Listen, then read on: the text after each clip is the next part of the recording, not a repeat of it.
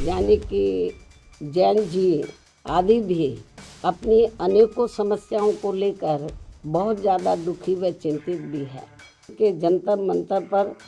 छात्रों व नौजवानों आदि के हुए आंदोलन और अब झारखंड के रांची में भी हो रहे छात्रों व नौजवानों आदि के आंदोलन की आड़ हमें राजनीति ज़्यादा देखने के लिए मिल रही है। खासकर सरकारी नौकरियों में तो अब दलित, आदिवासी व अन्य पिछड़े वर्गों का आरक्षण ना के बराबर ही रह गया है, जिसे भी आरएसएस के लोग अब निष्प्रभावी बनाने में लगे हैं। जैसा कि ये सर्वविदित है कि पिछले कुछ समय से संसद में सत्ता व विपक्ष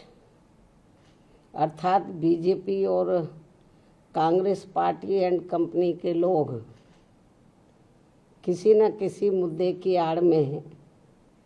देश व जनहित के ज्वलंत मुद्दों पर से जनता का ध्यान बांटने व भटकाने के लिए संसद को चलने नहीं दे रहे हैं। यह या तो इनकी केंद्र व राज्यों की सरकारों की कमियों पर से जनता का ध्यान बांटने के लिए इनकी अंदरूनी मिली भगत है, या फिर इसकी आड़ में इनकी सत्ता हथियाने की भी साजिश लगती है।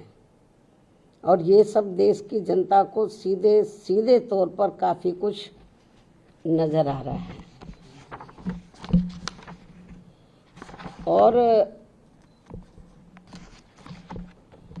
और अब तो देश के छात्र व नौजवान यानी कि जैन जी आदि भी अपनी अनेकों समस्याओं को लेकर बहुत ज़्यादा दुखी व चिंतित भी है, जिनको दूर कराने के लिए बीएसपी भी अपनी कार्यशैली के तहत चलकर हमेशा इनके साथ खड़ी रही है और अभी भी खड़ी है, क्योंकि इनका ये आंदोलन देश के समस्त छात्रों व नौजवान पीढ़ी एवं उनके परिवार वालों की भी गंभीर समस्याओं से जुड़ा हुआ है, जिसके निदान को लेकर बीएसपी लगातार गंभीर व अपने तरीके से संघर्षरत भी है। लेकिन देश को ऐसा नहीं लगना चाहिए कि छात्र व जैन जी अपनी समस्याओं को दूर करवाने की बजाय आए दिन ये लोग उनकी राजनीति में ही बुरी तरह से फंसते जा रहे हैं। उदाहरण के तौर पर दिल्ली के जंतर मंतर पर अभी कुछ दिन पहले कॉकरोच जनता पार्टी का छात्रों, नौजवानों, जैन जी आदि की समस्याओं को लेकर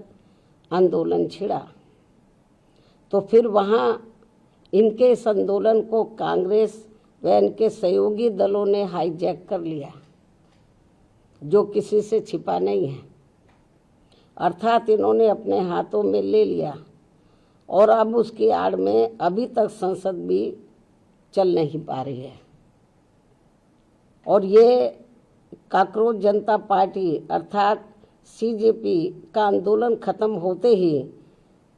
फिर झारखंड राज्य में अब राजधानी रांची में भी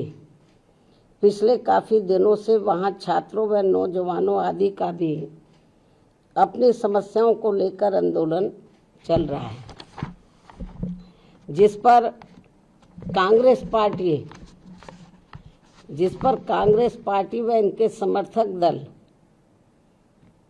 अभी तक भी खुलकर नहीं बोल पा रहे हैं। और अब वहाँ पर बीजेपी व उनके समर्थक दल उनकी मदद के लिए आगे आकर आवाज़ उठा रहे हैं। अर्थात ऐसा लगता है कि अब इन्होंने भी इनके आंदोलन को हाईजैक कर लिया है। इस प्रकार से ये सब दिल्ली के जंतर मंतर पर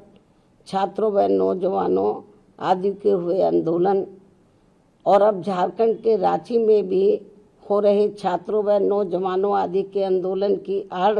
आड़ में भी हमें राजनीति ज़्यादा देखने के लिए मिल रही है।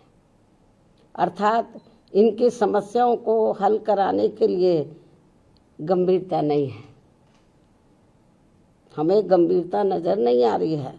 बल्कि चुनावी स्वार्थ की संकीर्ण राजनीति ही ज़्यादा हावी देखने के लिए मिल रही है।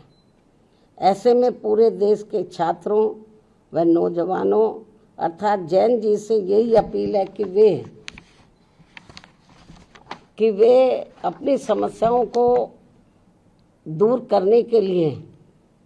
सत्ता व विपक्ष के इस समय चल रहे षड्यंत्र से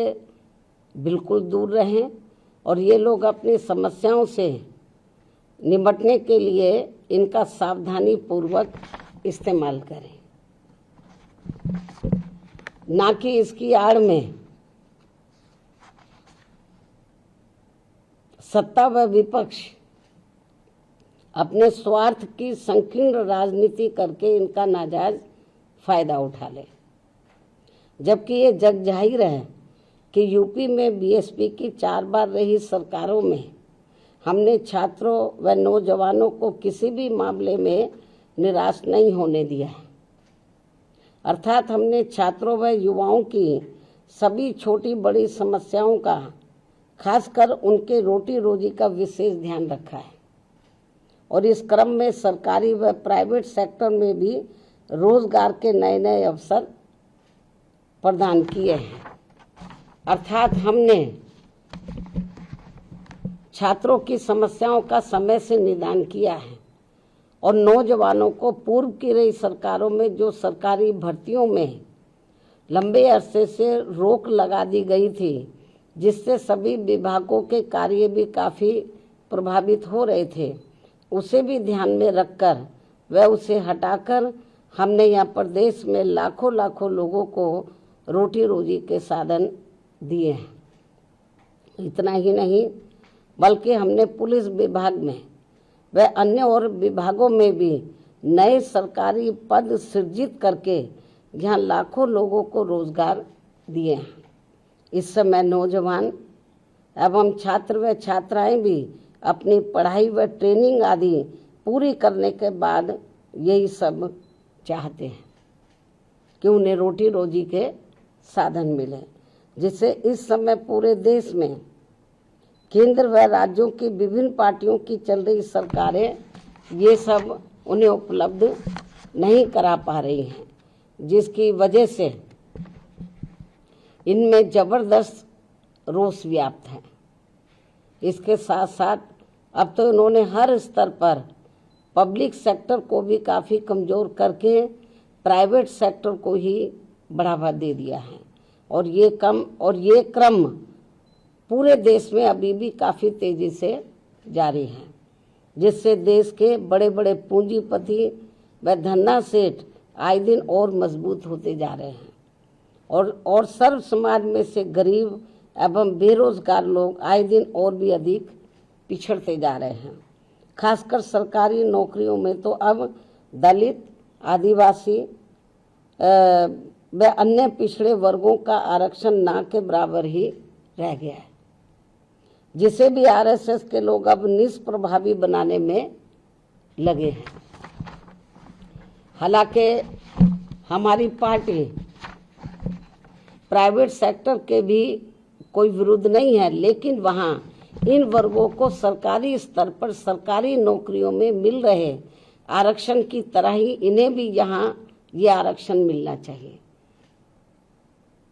जिसकी व्यवस्था यहाँ नहीं है। जबकि बीएसपी की सरकार ने सरकारी सहयोग से स्थापित उद्योगों में भी आरक्षण देने की व्यवस्था लागू की थी। इस प्रकार से इन वर्गों को सत्ता व विपक्ष की अंदरूनी मिलीभगत से यहाँ फिर से गुलाम व लाचार बनाने की साजिश चल रही है, जिससे बचने के लिए अभी से इन वर्गों को उत्तर प्रदेश सहित पूरे देश में सतर्क व सावधान हो जाना चाहिए और देश में अपनी एकमात्र हितैषी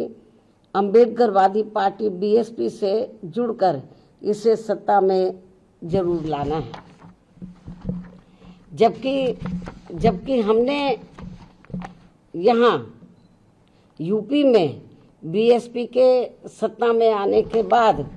सर्व समाज के किसी भी वर्ग के साथ कोई भी भेदभाव व पक्षपात आदि नहीं किया है,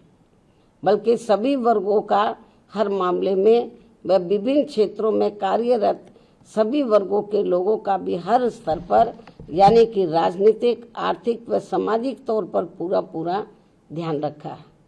अर्थात हमने बीजेपी व कांग्रेस पार्टी एंड कंपनी के लोगों की तरह उनकी जातिवादी, संकीर्ण व पूंजीवादी मानसिकता के तहत चलकर सरकार नहीं चलाई है, बल्कि बीएसपी की सर्वजन हिताय व सर्वजन सुखाय की नीतियों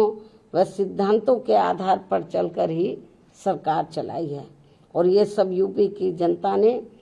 4 बार यहाँ बीएसपी के रही सरकार में देखा है।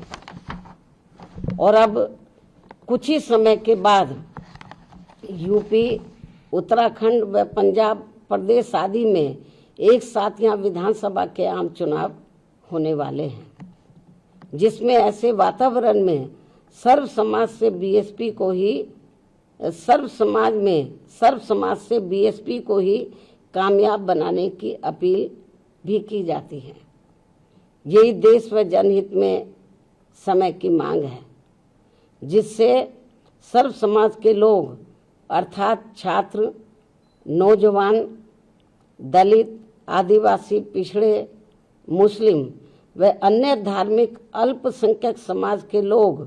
तथा किसान, मजदूर, व्यापारी, कर्मचारी व अन्य मेहनतकश लोग भी अपनी खुशहाल जिंदगी बसर कर सके। अतः हर मामले में अब बीएसपी को ही मजबूत बनाना